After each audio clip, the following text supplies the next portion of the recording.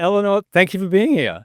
Yeah, it's so lovely to see you. I'm so happy just to hear your voice and see you. Of course, I follow your podcast, but you know, just seeing you and hearing you, it's a delight. Thank you for writing this book.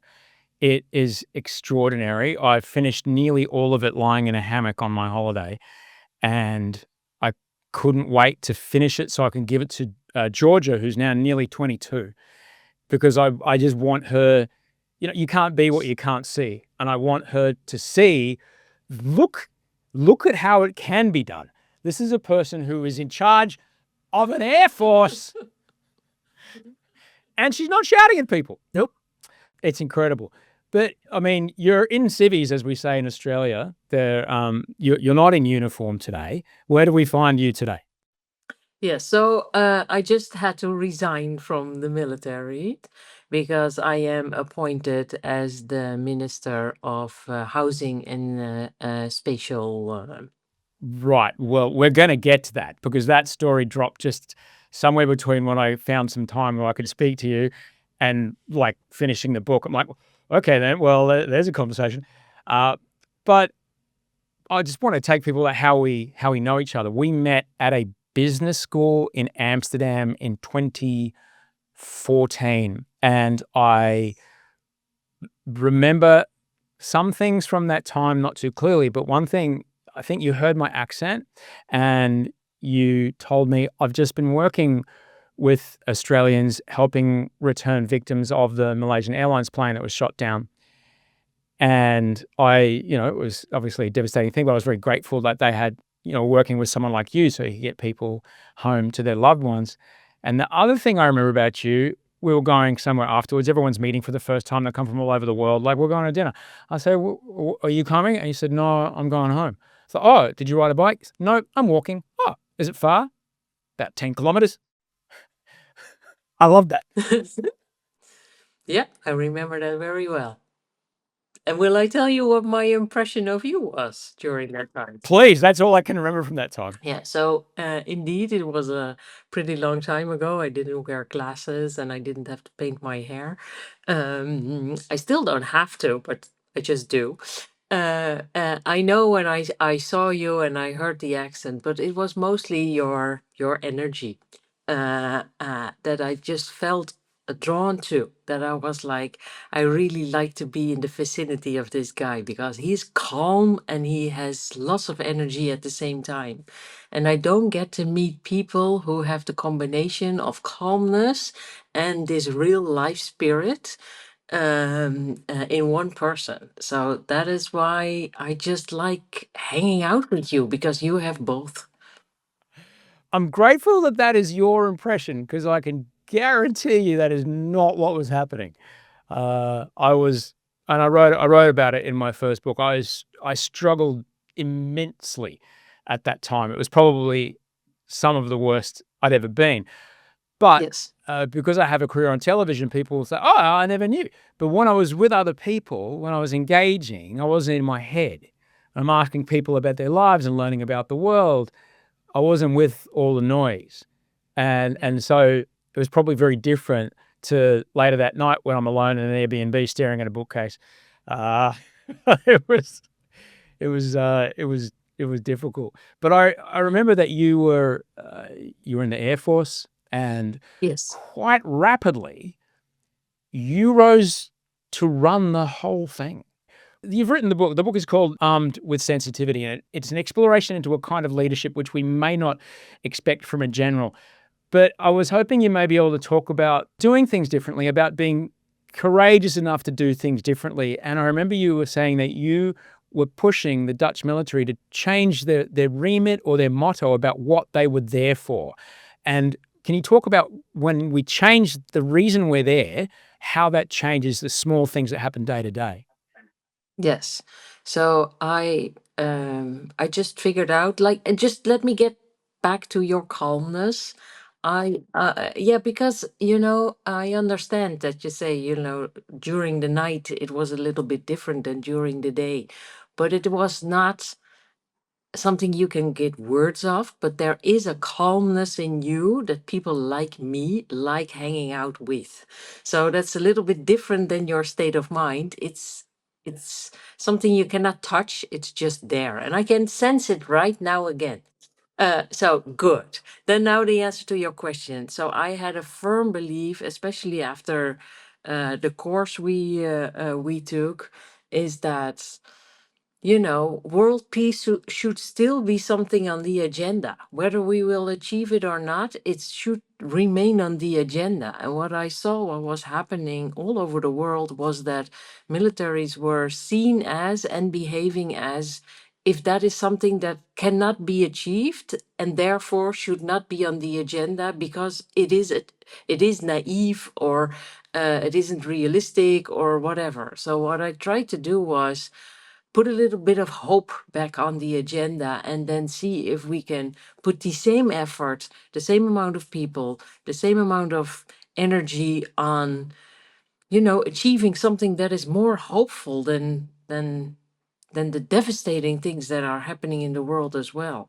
So, can we use technology for the good instead of for the bad? Can we use the amount of people for the good instead of the bad? So that was what I tried to do. Now, you ended up changing it. Could you possibly, if you could translate from Dutch into English, what it was and what it became? Yeah, so what it was in our organization was our way of thinking was only on technological innovation. So if there is a plane, then we needed to know what the plane could do in war. And what I wanted them to think about is let's try to get in the head of the designer of this new plane. And let's see what he or she was thinking about when he or she designed this plane. And let's see if we can find hooks in that way of thinking that allows us to use the plane not as a machine for war, but for something that can deter or can, help get the world a little bit better. So, can we see an airplane as a data vacuum? And can we use the data to get smarter? And can we use our smartness not to have to use bombs, but to use the data to understand and to see if we can find new angles of thinking and use our brain differently in order to contribute to, actually peace or, well, not have victims. It's one thing to try to get in the head of the designer of an F-35, of like, it's all well and good that this thing can, fire missiles, behind your back when you're eating a smoothie, but what's it good when there's a humanitarian emergency? Just can it do a thing where it can, I don't know, reflect a cell phone tower? Like, it's all one thing to do that. But what happens when we start to change the brief for ourselves and we start to reassess our role, whether it be in our family or our community or our workplace? Yeah. Yeah, well, very much so, because I think that if whether it's from home or it is fired up from your work, is that I truly think that people should use their own brain a little bit more. And that is what we did, is try to figure out what you think about a certain situation. Try to think about why you joined or why you're staying in the workplace you are and what it is you wanted or still want to contribute to. And I think that sometimes we just lose the idea of why we are doing something, and then we start behaving like the others because others define what a good soldier looks like. And I think that you should define for yourself what a good human looks like, and then from the perspective of a human, what a good soldier looks like or a good general looks like.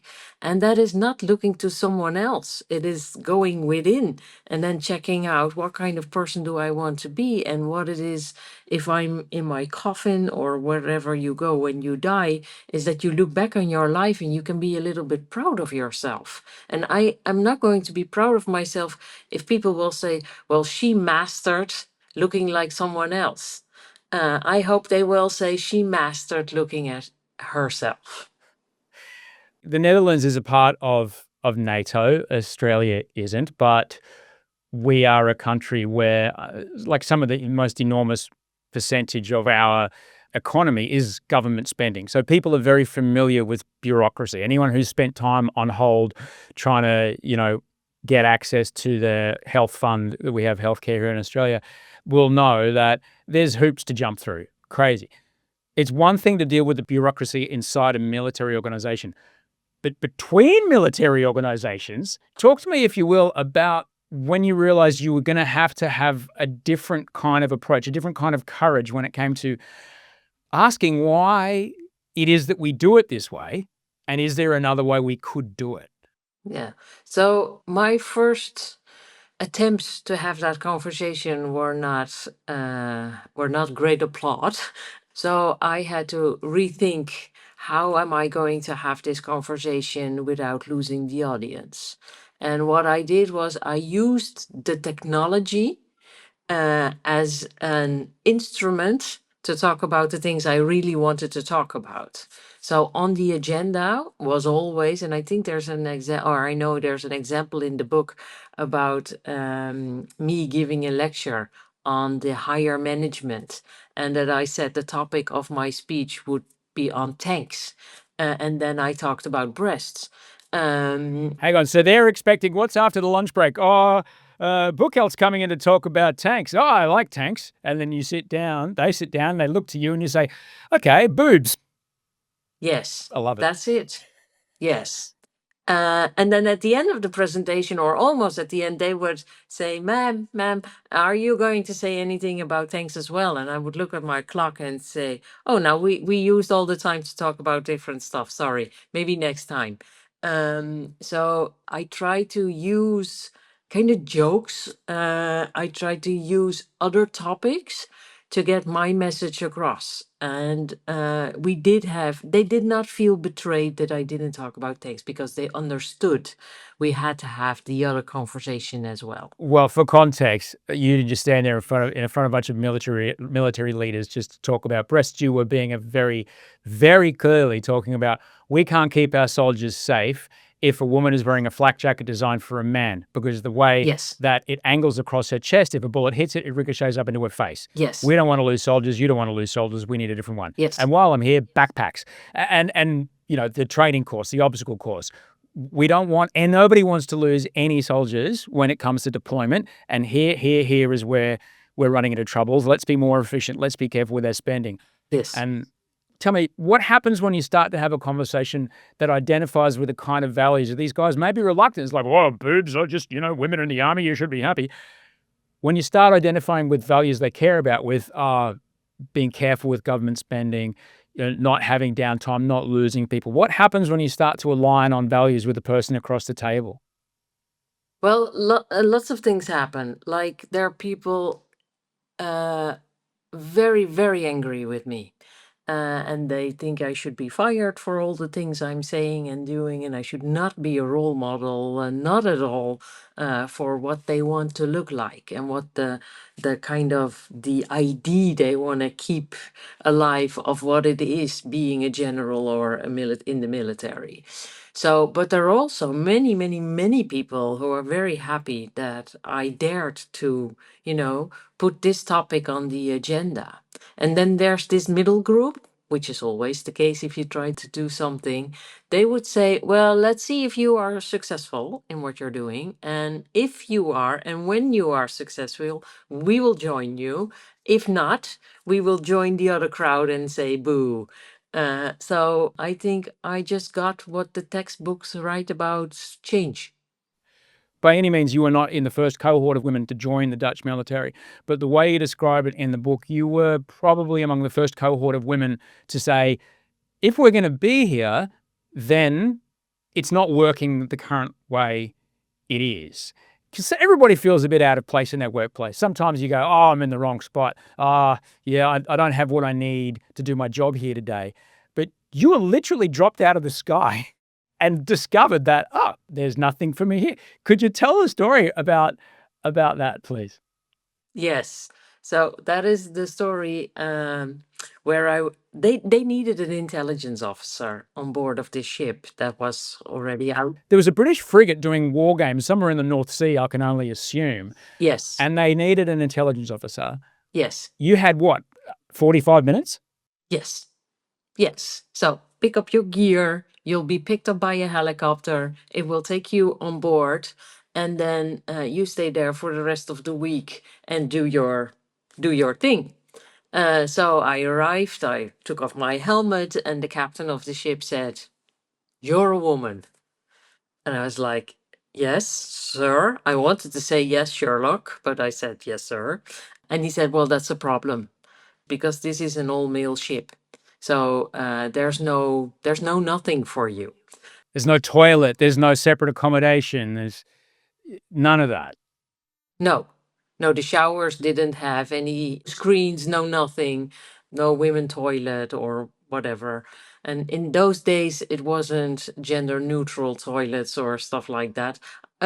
In their homes, of course, yes, but not on board of the ship. Now, hang on. So is the Sea King helicopter still on deck? Are you shouting over chopper blades? No, no, the helicopter is gone. Oh, Yeah, so no way that they could ditch me other than just throw me overboard, and that only happens in cartoons, so that's a good thing. So I was still on board, and he said, "Well, we have to keep you at least for the night because the helicopter is gone, and this exercise is still going forward." So I asked them, "Can I sleep in the sick bay?" And that was not possible because there were sick men in the sick bay. And apparently, it's not healthy for sick men to be among healthy women or something. I don't know. So eventually, I ended up in the doctor's chamber, and there was this treatment bed in the middle of his office. The worst thing is there's no wall to the bed. Like, you're in the middle of this room and you're at sea, like, and it's not a quiet sea. There was something happening there. So lying on a stretcher, because that's basically it, with no wall to tug into, I was afraid that I would drop out of bed and then have a blue eye or something. So what I did was, there were straps. So I strapped myself into the bed, and then the next morning I was stuck. So when the doctor knocked on the door and said, "Ma'am, can I get my office back?" I was like, "Yeah." And "Please come in." And he said, "Are you decent?" And I said, "Yes, and stuck." So he came in, and he had to release me, and that happened for the rest of the week because that remained my night bedroom, and he would release me every morning from being stuck. this isn't the only time in your career you show up somewhere and there's literally no place for you to sleep. I struggle with rejection. I have my whole life. How does it feel to be so far from home, so far from your kids? All you want to do is a shower, even a wet wipe, but there's nowhere for you to even put your bag down, to change your shoes, to swap out a fresh pair of undies. How do you isolate your sense of worth and value to these people from the logistical nightmare of what's going on that's probably out of everybody's control? Yeah, so I think I struggle, and I think that is described in the book as well. It hurts. Like, if people are not making space for you or making an effort to give you a sense of that you're welcome, it hurts. But that is the combination of it hurts and it ignites a fire. Like, they need me. I need to be here. So we'll have to find a solution. I'm not going anywhere. I'm staying. Nobody is going to push me away. It's not going to happen. I think feelings like that, and just stay, even if it's uncomfortable, stay. Just don't go away. That is what I did. And I figured out that if you stay, that they will make space because they need you. I should point out, like, you don't accidentally be promoted to the one in charge of the entire Air Force. You work incredibly hard. You're an astonishing operator. You bring a lot of value, and you work very, very hard at every stage of your career to bring enormous value when you're in the room. So yes, you can stay and say, I'm not going anywhere. But if you're not pulling your weight, well then, like the cartoon, here's a lifeboat, good luck, there's an EPIRB, off you pop. But no, you show up with more value than they probably expect. And that's got to be a part of it, bringing value, taking the responsibility of, like, how can I convince them without my words that they need to accommodate me? Yes, and not just me, but all the other women, because that was my focus, all the other women and men who don't fit the idea of what someone in the military should look like. How can we make sure they're seen? Because if we really want change, we need people who have a different perspective on all the elements of our work. So it is lots of endurance. It's like the 10K walk. Just keep going. How did you learn to deal with, okay, yeah, you belong. We've been told you don't belong for so long, but you belong. How did you learn to, I'm a sergeant now. I'm in charge of these people. How did you learn to own the place that you had worked to earn? Yeah, well, what I always did was make sure that I meet up with the criteria. So make sure that there's no discussion on the quality of my work. There's no discussion on, the way I wear my uniform. I only did that much later. There's no discussion on the way I talk or behave. And then I decided, so when everyone is calm with the quality of my work and the quality of me being, that is the point that I try to enforce change. So every new job I have, I first make sure I'm up for the job. And then when I know, I'm delivering what needs to be delivered, then I start to implement change. So when I was the deputy commander of the Air Force, I waited until I had the sense, okay, now they're getting me, they see the quality of my work, there are no comments on how I dress or what I look like or whatever, and then I move in change. There was a time when, in my industry of television, there was the hierarchy, and it's very much, you don't break the chain of command, because that's the way that information flows and tasks get executed. If you do, then everything goes out the window, you lose the day, and it costs millions of dollars. And there was a time about 20 years ago when I was shooting a TV commercial, and the director, he was a screaming, shouting, angry person. And he spoke with such disrespect to people, extras. I was hired to be, one of the people in the middle of the commercial.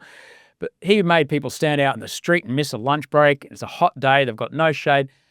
Thankfully, you just don't see those kind of guys anymore. In my industry, there's a no dickheads policy. You just can't be that guy. You can't lead like that. Not to say it doesn't happen. And I was wondering, like, you surely experience leaders who are full of bluster and raise their voice and are all about, I'm the one cutting the ribbon and I'm the one telling off somebody for being a sloppy uniform or whatever. When did you start to realize there might be a different way to go about this? So I figured out very early in my career that I could never be that person because I don't want to be that person and I don't have the qualities to be that person. So I just want to be me. I am the most effective colleague or whatever if I am being me. And I found so many people who had the same look on life, like just let me be me, and I am so much more effective in being me. And that was actually during the course we took. That course was about being you and figuring out how you wanted to change the world. And I never lost that sense of a community with all you guys from our course. Like it is possible. You have to endure a lot, but it is possible. And I never lost the belief that we can make a change for the better. But that means that every day I jump out of my bed, I have to tell myself, let's do the things better because there still should be a kind of world peace possibility. So we have to do our best, right? To make it better for our kids and for the kids of our kids, if that is the case. So I found so many people in our organization who felt so much more comfortable by not screaming, by not being clear and loud all the time. And there's this big difference when you need the hierarchy in a mission. That is something else than being here, home, and it is not necessary to convince people by raising your voice or making yourself bigger than you are. And I think that what we did was we found so much people who are aligned on this, and new people came in with the idea, oh, you can be like her or you can be like him as well within the military. So we are changing the organization from the bottom up by just getting in new people who demand not to be yelled at, who demand being dealt with in a rational and human way. So we're changing the organization from the top, but from the bottom as well. And I think it's the next generation, like your kids and my kids, who will not accept being dealt with in ways that we have been dealt with in the past. When it comes to leadership, particularly of not only a large organization, but perhaps even a country, like traditionally, it's an older white guy who shouts, comes off not the strong man necessarily, even though that is a version of it, but we have been, I guess, indoctrinated that that is strength. It is strength to say, I'm going to tell you people to go and do this thing, and that's how we're going to do this.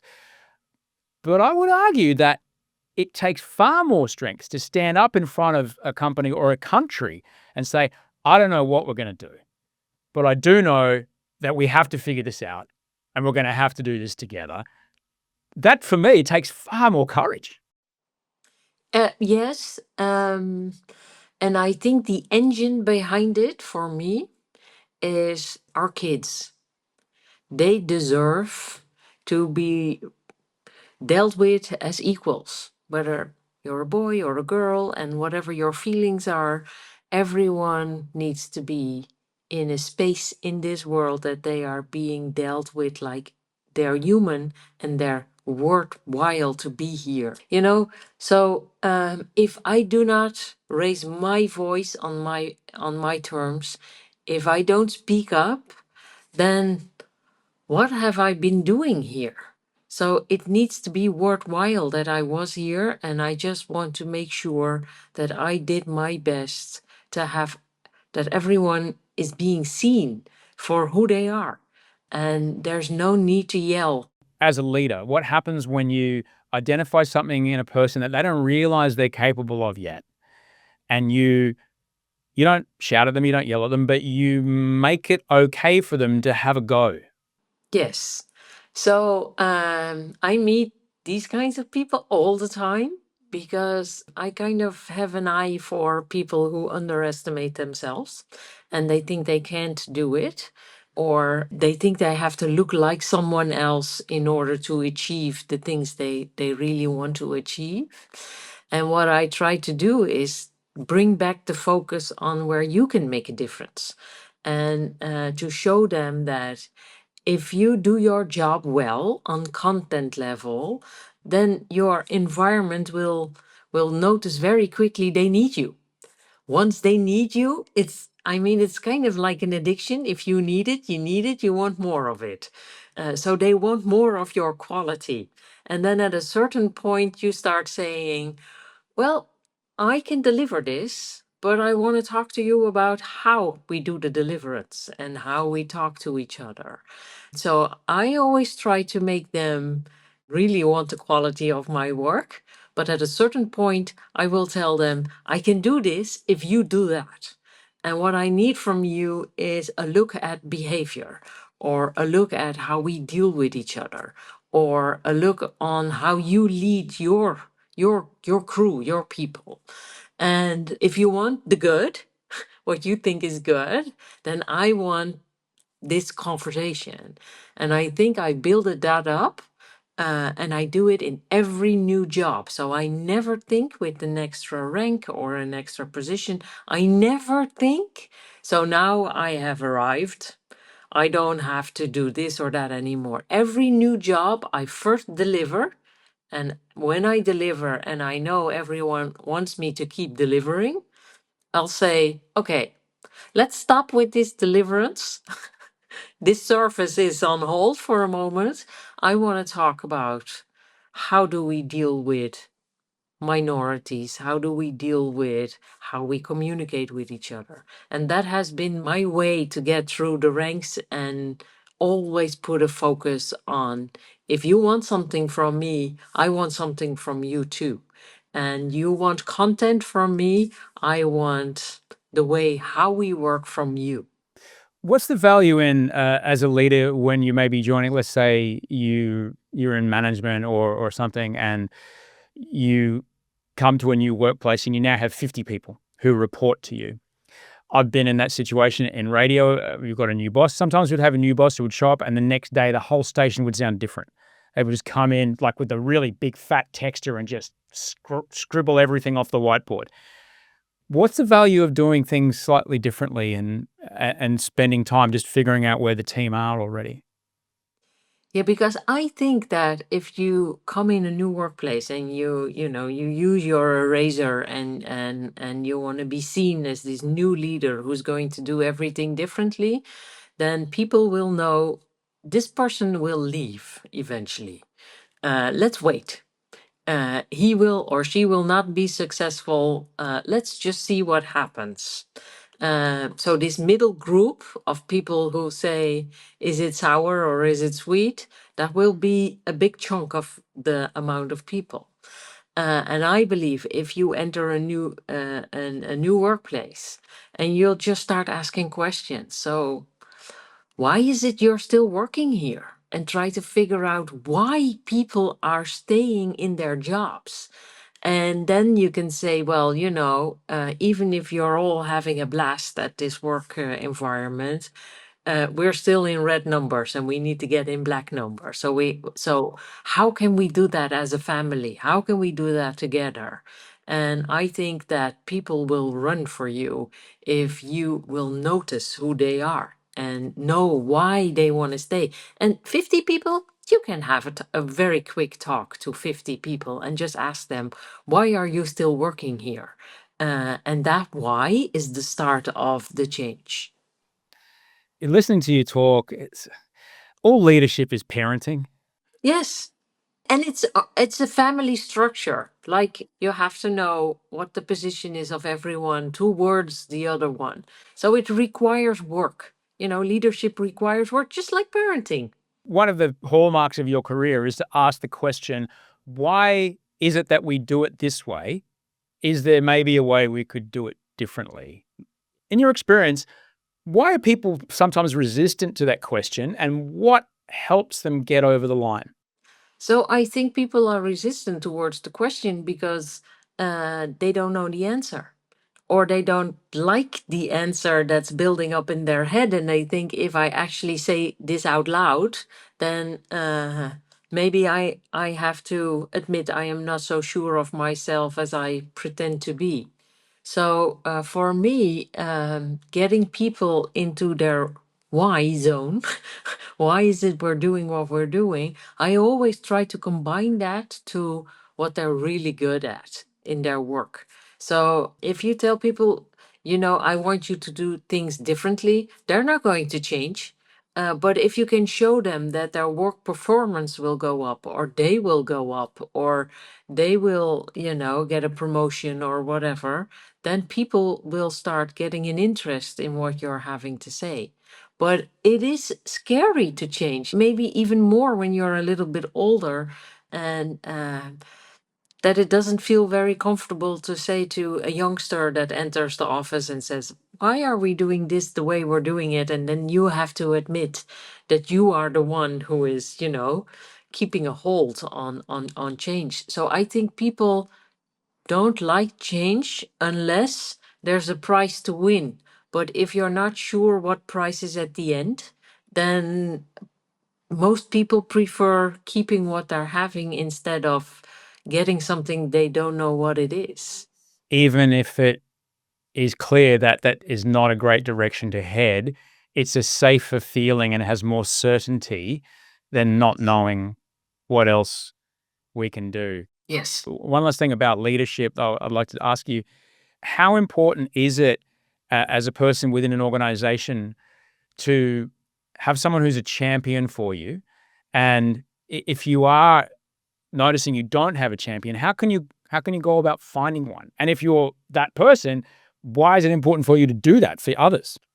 Yeah. So I never wanted to be a victim. I never wanted to be a champion, because, and I don't want to be a victim as well. But I don't want to be a champion because I felt that it was a burden and that I was not allowed to make mistakes.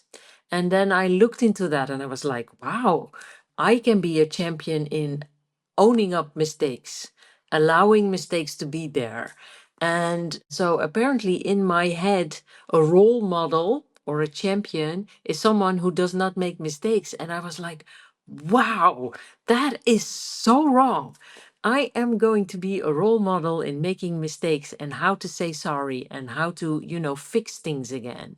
And when I brought the level down of what it means to be a champion, I could own being a role model in our organization for change, but not as a person who does everything perfectly, but as a person who knows how to say, I'm sorry, I didn't fully listen to you, or I didn't give you the time to develop on ABCD. But it is, I think the burden on being a champion is your own mind, because you think you have to be perfect, and then you start to behave perfect, and then you fail, and then you feel embarrassment, and then it's like, oh, I can't be a role model anymore. So be a role model in failure. That's awesome. It's extraordinary because there's a level of leadership, certainly in Australia, and there's a style of leadership, particularly in government, will not apologize. Never walk anything back. I understand they may have been brought up to think it means weakness. What happens when we have the strength to stand in front of people and say, I got that wrong? In your experience, has it made you a weaker leader? Definitely not. I feel so empowered by being able to say, I'm sorry, I didn't get that right. I know you're a Um, former intelligence officer. Is there perhaps something that you could use to give us an example of how you did this?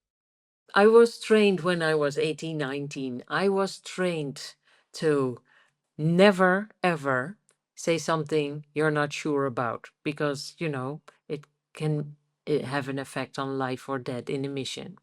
So I was trained to say, I don't know the answer to this question. I will get back at you. And even if you have to, even if that is your answer to every single question that is being asked, you keep going on. I do not know the answer to that question. I do have to get back to you. And then go back with the answer. So if you say, I don't know the answer to this question, then you don't have to say sorry afterwards because you didn't produce any rubbish, right? So don't produce rubbish, always be honest. And in my opinion and in my career, is that what I did? If I do not know the answer, I will tell you, I do not know the answer. I do have to get back at you, and I will go back to you with the answer. And I became a three-star general. So I think it was accepted. It's tough to sum up the level of institutional change that you have, to your credit, in the military there in the Netherlands. But it's clearly something that has taken the eye of people who are like, well, this is a humongous problem. Who's someone that we know that can just persist until something that we've always done, but we know is bad and not good for everyone until we figure it out because we can't do it. Like you mentioned earlier that you've resigned from the military to start a new job in the public service. Why? What's going on for you right now? Yeah, why? I was going to ask, like, what's going on for you right now? What's going on with, like, I know this life of certainty where I have power and someone makes me a cup of tea. Why are you moving towards this life of uncertainty? Yes. So I got a phone call from our, in the Netherlands, it's called our minister president, and he said, we need change on the housing crisis, and we need you to help us do that. And I've been in the military now for 32 years almost. And when you are called upon, you grab your bag and you go out and help. That's what we do. So my first response was, yeah, of course. And then I realized, wait. I'll have to resign after almost 32 years. I'll have to accept becoming a public figure more than I am right now. It will have an impact on my family. If everything goes wrong, then I'm out of a job. The media is not going to be very friendly towards me, etc., etc., etc. So I didn't sleep for a couple of nights. And what I do when I don't sleep at night, in the morning, I write down what was it that I lay awake about. And the first night it was like, will I be able to do this? Self doubt. Can I think of someone else who would be better in doing this? Stuff like that. And then the next night it was, they are going to, the media will dig into my life. People will be angry if I don't produce the amount of houses that we need. Like it's 100,000 houses a year. That is for this country a big thing. So there were thousands reasons to say no. And there was one reason to say yes. And that is, from my background, which is described in the book as well, having a home, which is something else than owning a house, having a home is for me the most important thing in life. And there are so many people without a home. We need to fix that, and I need to contribute to the best of my ability in getting that sorted out. People deserve to go to their house and have the sense of I'm home, because that is where your safety starts. That is where you raise your family, and that is where the new generation comes from. And if they have a stable home, which is definitely something else than a house, that is the buildup of our society. So there was no way I could say no to this question. I need to help get this problem solved because people deserve a home.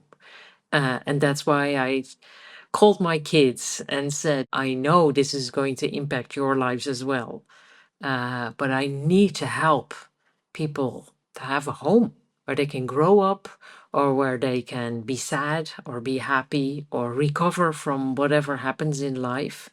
I need to help. And both of them said, Mom, you go and, fix it. Yeah.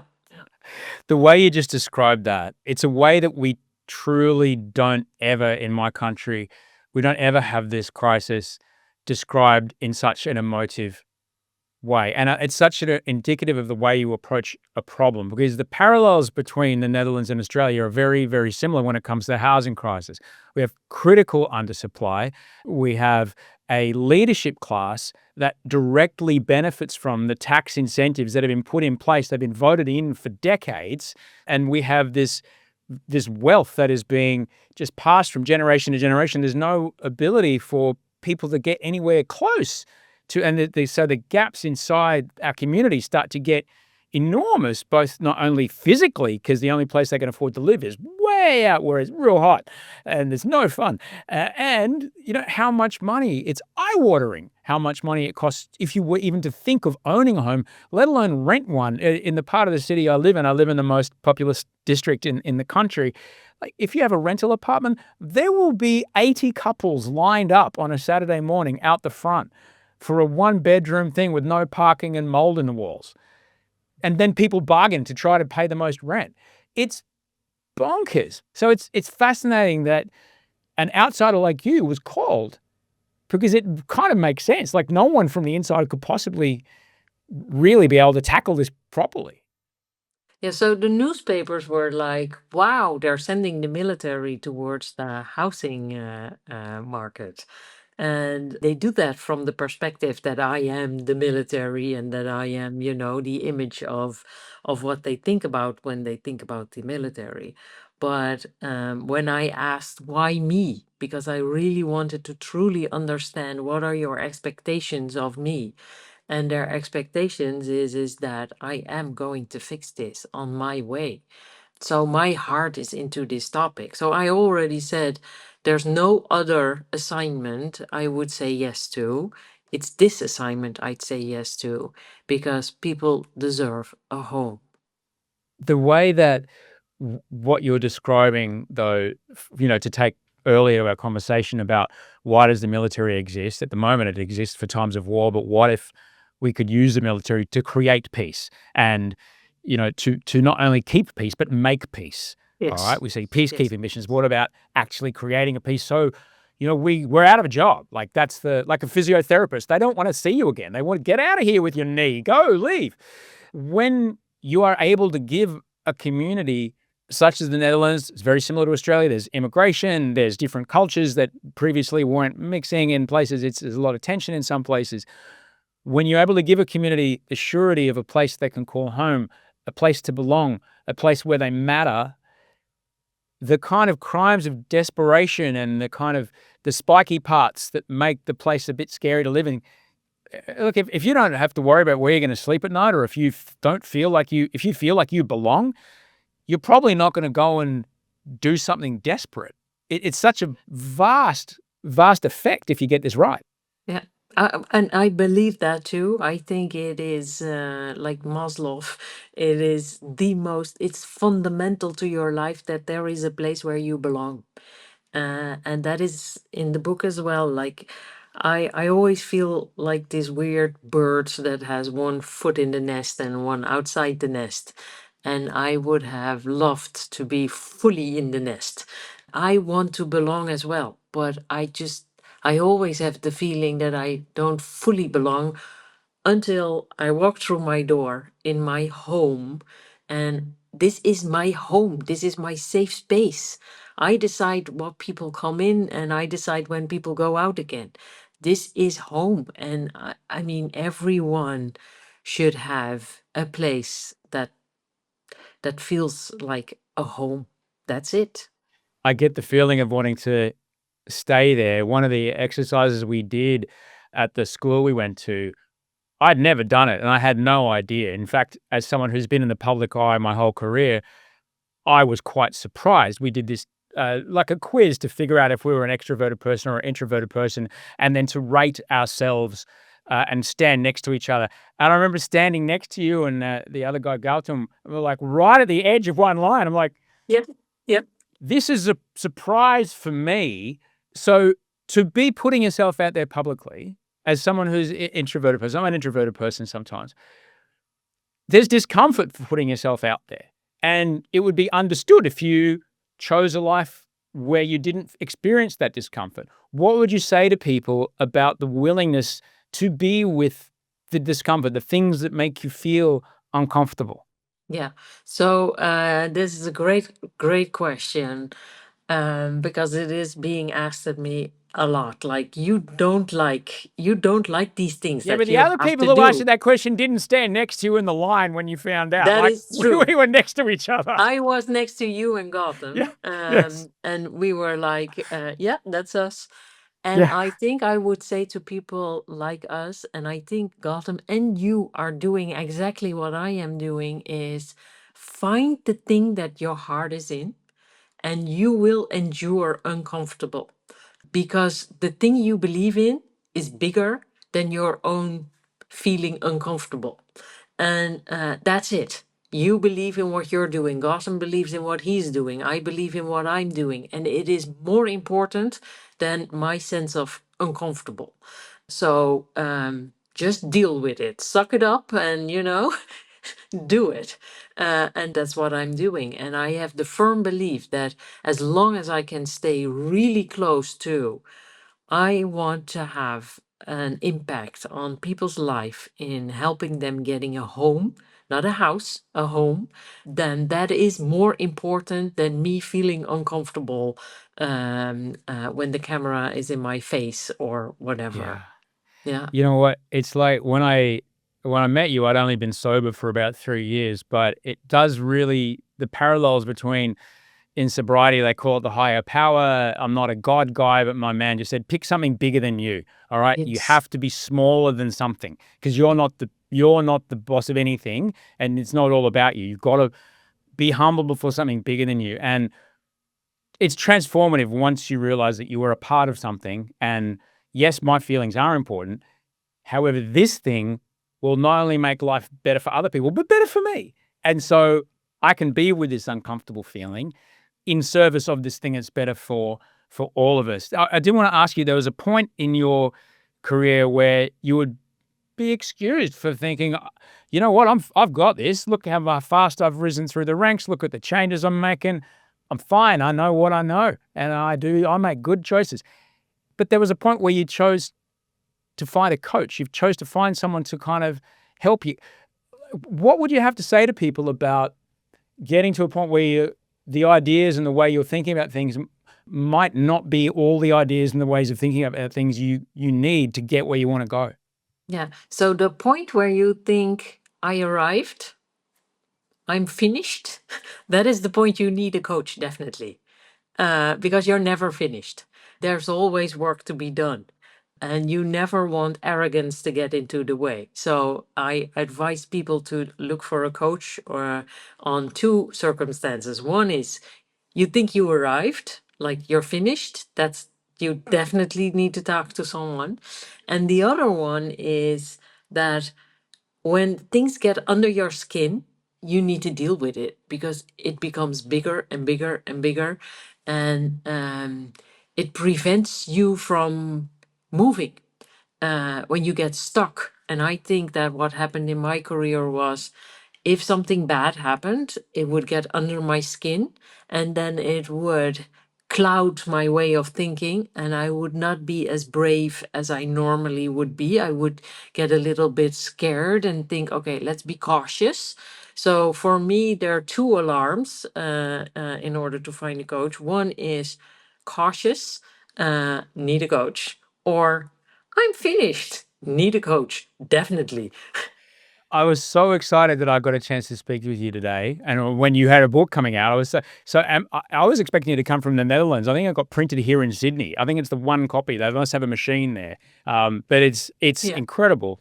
Not only was I excited to come and speak to you, but then when I found out that they're pulling back the slingshot and firing you at the housing crisis in the Netherlands, I don't think people know what's going to happen. Because if there's one thing I know about you, you always do it.